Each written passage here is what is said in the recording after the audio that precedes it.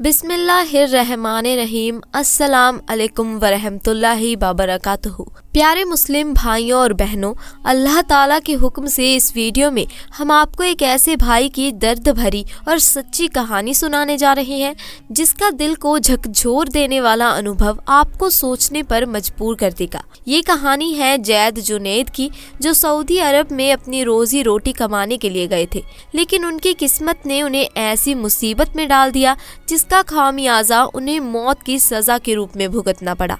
जैसे कि हम जानते हैं, इस्लाम हमें सिखाता है कि मुसीबतें आती हैं, लेकिन सब्र और अल्लाह पर विश्वास ही इंसान को हर कठिनाई से उभारता है। इस वीडियो में हम आपको जैद की पूरी कहानी बताएंगे, जिसमें आप जानेंगे कि सऊदी अरब में क्या हुआ, किस तरह वो फंसाए गए और उनकी मदद के लिए हमें क्या करना चाहिए। हमारी ये जिम्मेदारी बनती है कि हम अपने भाई की मदद के लिए हाथ बढ़ाएं और अल्लाह से दुआ करें कि वो उसे सही सलामत अपने घर वापस लौटाए।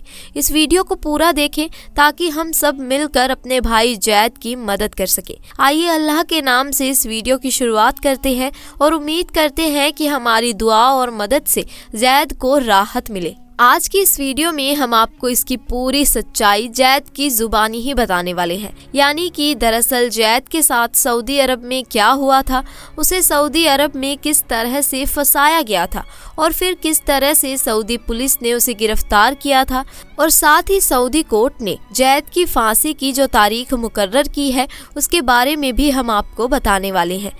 पूरा वीडियो देखकर यकीनन आपकी भी आंखों में आंसू आ जाएंगे। इसीलिए आज का ये वीडियो आप सभी के लिए बहुत ही खास है।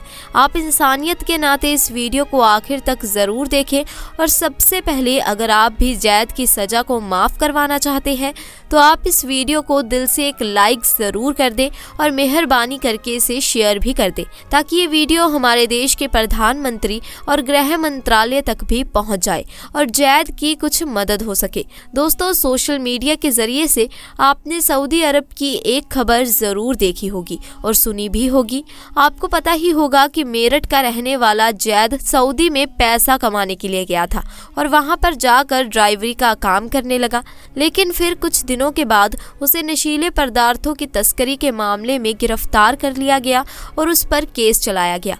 अब जाकर सऊदी कोर्ट ने जैद को मौत की सजा का फैसला सुना दिया है, यानी कुछ दिनों के बाद जैद को सऊदी अरब में सर कलम कर दिया जाएगा। तो चलिए दोस्तों शुरू करते हैं। दोस्तों, सऊदी कोर्ट की तरफ से जब जैद को फांसी की सज़ा सुना दी जाती है, जब सज़ा मुकर्रर हो जाती है, जब डेट और टाइम फिक्स हो जाता है, तो इसके बाद जैद ने अपने घर वालों के नाम और तमाम भारतीयों के नाम पर एक खत लिखकर भेजा है, और उस खत में लिखकर जैद ने जो कुछ बताया है वो वाकई में बहुत ही ज़्यादा दिल को दहला देने वाला है, जो बहुत ही ज़्यादा दिल को झकझोर देने वाला है। लिहाजा आप इस वीडियो को बिना स्किप किए आखिर तक गौर से जरूर देखना। दोस्तों, जैद ने अपने खत में लिखा कि मेरा नाम जैद जुनैद है। आज सऊदी अरब के जद्दा शहर में मेरी मौत की तारीख फिक्स हो गई है।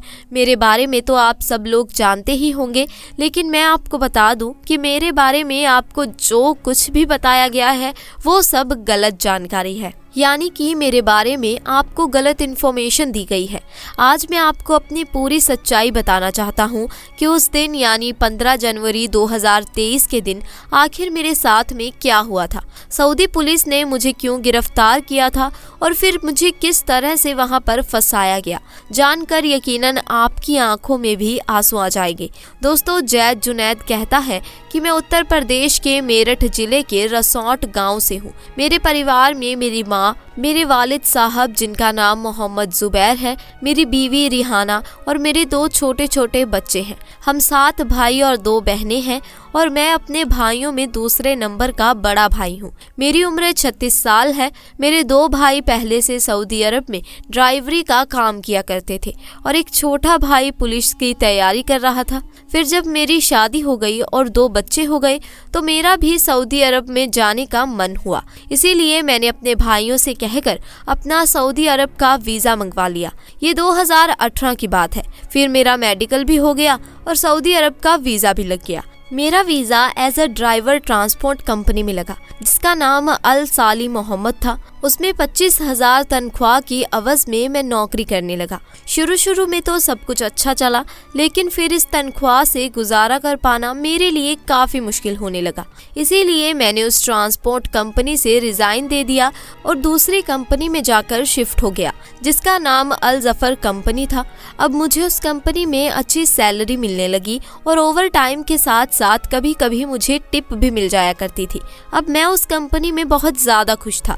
जब मैंने अपने घर वालों को इस नई कंपनी और तनख्वाह के बारे में बताया तो वे भी बहुत खुश हुए। सऊदी अरब में मेरे लिए सब कुछ अच्छा चल रहा था, लेकिन शायद मेरी किस्मत में कुछ और ही लिखा था। एक दिन मेरी गाड़ी का एक्सीडेंट हो गया और वो एक्सीडेंट इतना भयंकर था कि मेरी गाड़ी पूरी तरह से डैमेज हो गई। लेकिन अल्लाह का शुक्र है कि मैं उस एक्सीडेंट में बच गया। फिर जब मेरे मालिक को इस बारे में पता चला तो उसने मुझ पर बहुत गुस्सा किया और मुझ पर केस भी कर दिया। मुझे अपनी गाड़ी का हर्जाना भरने के लिए कहा और वो हर्जाना मेरे लिए इतना बड़ा था कि अगर मैं ज़िंदगी भर भी उसके यहाँ पर काम करता तब भी मैं उसकी गाड़ी का वो हर्जाना नहीं भर पाता। इसीलिए अब मैं वहाँ पर बहुत ज़्यादा टेंशन में आ गया था, क्योंकि अब मेरे पास कोई और रास्ता नहीं बचा था। खैर, इसके बाद एक दिन मौका देखकर उस कंपनी को छोड़कर मैं वहाँ से भाग गया और एक दूसरी जगह पर जाकर रहने लगा। वहाँ पर रहते रहते मेरा एक दोस्त बन गया जो पाकिस्तान से था। फिर उसने एक दिन मेरी मुलाकात एक लोकल पुलिस वाले से करवाई, जिसे मैंने अपनी पूरी आप बीती बता दी। मेरी बातें सुनकर वो पुलिस वाला मुझे तसल्ली देते हुए कहने लगा, तुम फिक्र मत करो, मैं तुम्हारा केस रफा दफा करवा दूंगा। इसके बाद उस पुलिस वाले ने मुझे खाना खिलाया और फिर मुझे कुछ पैसे भी दिए। वो सऊदी पुलिस वाला मेरे लिए एक फरिश्ता बनकर आया था। अब मुझे लगने लगा था कि शायद अब सब कुछ ठीक हो जाएगा। खैर, इसके बाद उस सऊदी पुलिस वाले ने मुझे ड्राइवरी की नौकरी पर रख लिया। अब मुझे उसके बारे में कुछ मालूम नहीं था, सिवाय इसके कि वो एक पुलिस वाला है। फिर वो मुझे कई बार अपने घर में लेकर गया और मुझे खाना वगैरह भी खिलाया। अब मुझे उसके पास काम करते करते करीब 1 साल हो गया था। वहाँ पर ज़्यादातर मेरा एक ही काम था, वो मुझे कुछ बैग देता था और मुझे उन्हें डिलीवर करना होता था। अब उन बैग्स में क्या होता था ये मुझे नहीं मालूम होता था, बस मुझे इसके बदले में अच्छे खासे पैसे मिलते थे। इसीलिए मैं खुशी खुशी ये काम करता जा रहा था। इसके अलावा मेरे लिए ये काम करना ज़रूरी भी था, क्योंकि मेरे सर पर एक सऊदी अधिकारी का साया था, यानी कि मैं उस सऊदी पुलिस वाले की वजह से बचा हुआ था। हालांकि मुझे कई बार उस पुलिस वाले पर शक भी हुआ था और मैंने सोचा भी था कि मैं इन बैग्स को खोल कर देखूं कि इनमें क्या है, लेकिन फिर मुझे लगा कि ये तो एक पुलिस वाला है और पुलिस वाला खुद यहाँ पर कुछ गलत नहीं कर सकता। बस यही सोचकर मेरी कभी भी उन बैग्स को खोलकर देखने की हिम्मत नहीं हुई। जैद जुनैद इसके आगे कहता है कि अब आया 15 जनवरी 2023 का दिन, जिस दिन उस पुलिस वाले ने मुझे 2 नायलॉन के बैग दिए और एक एड्रेस दिया और मुझसे कहा कि तुम्हें इन दोनों बैग्स को फला जगह पर डिलीवर करना है। इसके बाद उन बैग्स को लेकर घर से रवाना हो गया। अभी मैं घर से कुछ ही किलोमीटर चला था कि मैंने देखा कि बहुत सारी पुलिस की गाड़ियां मेरे पीछे लगी हुई हैं।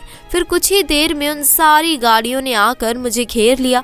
ये देखकर मैंने फौरन अपनी गाड़ी रोक दी। मैं समझ चुका था कि पहले वाली कंपनी में मेरी जो गाड़ी का एक्सीडेंट हुआ था उसी केस की वजह से मुझे पकड़ा जा रहा है। फिर मुझे उन पुलिस वालों ने गाड़ी से बाहर निकाला और मेरी जेब की चेकिंग करनी शुरू कर दी। इसके बाद उन्होंने मेरी गाड़ी को भी चेक करना स्टार्ट कर दिया। अब पीछे वाली सीट पर वो बैग रखी हुई थी, जिसे खोलकर वो देखने लगे। जैसे ही उन्होंने बैग को खोला तो उन्हें कपड़ों के बीच में कुछ पैकेट मिले, जिसमें सफ़ेद कलर का कुछ पाउडर जैसा था।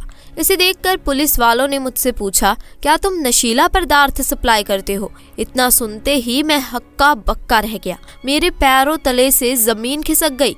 मैं थर थर कांपने लगा। मुझे कुछ भी समझ नहीं आ रहा था कि ये लोग मुझसे क्या कह रहे हैं, लेकिन फिर मुझे सब कुछ समझ में आ गया कि उस पुलिस वाले ने मेरी इतनी ज़्यादा मदद क्यों की थी।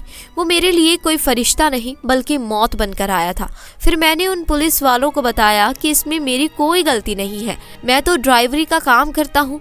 मेरे मालिक ने ये सब गाड़ी में रख दिया और मुझे वहाँ पर पहुँचाने के लिए बोल दिया। खैर, इसके बाद पुलिस वालों ने मुझे गिरफ्तार कर लिया और उस सऊदी पुलिस वाले को भी पकड़ लिया। लेकिन फिर उस सऊदी पुलिस वाले ने ये बयान दे दिया कि ये आदमी यहाँ पर सिर्फ ड्राइवरी की नौकरी करता है, अब ये बाहर जाकर गाड़ी में क्या क्या सप्लाई करता है मुझे नहीं मालूम। इतना बोलकर वो पुलिस वाला तो पीछे हट गया।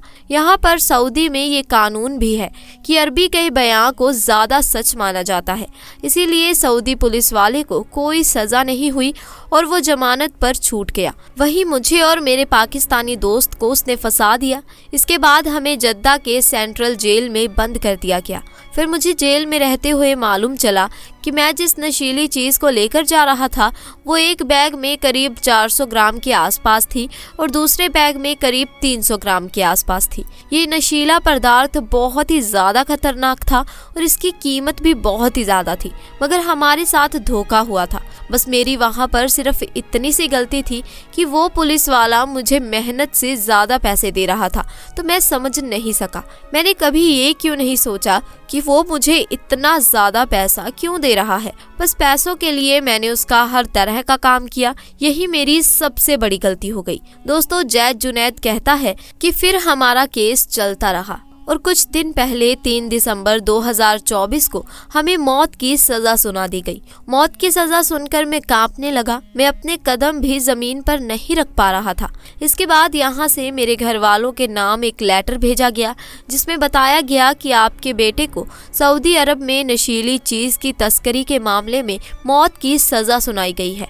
अब अगर आप चाहें तो जल्द से जल्द नई दिल्ली में मौजूद सऊदी शाही दूतावास में जाकर किंग सलमान बिन अब्दुल अजीज के नाम पर दया याचिका कर सकते हैं। लेटर को पढ़कर मेरे घर वालों की हालत बहुत खराब हो गई। उन सबका रो रो कर बुरा हाल होने लगा। अब मैं ये खत आप सब भारतीयों के नाम लिख रहा हूँ और आपको बता रहा हूँ कि आप हमेशा याद रखना, आप भले ही कम कमाएं लेकिन कभी भी अपने घर को छोड़कर विदेश में मत जाना। घर में मेरी बीवी और मेरे छोटे छोटे बच्चे हैं, उनका रो रो कर बुरा हाल हो रहा है और मेरे घर वाले चाह कर भी मेरी मदद नहीं कर पा रहे।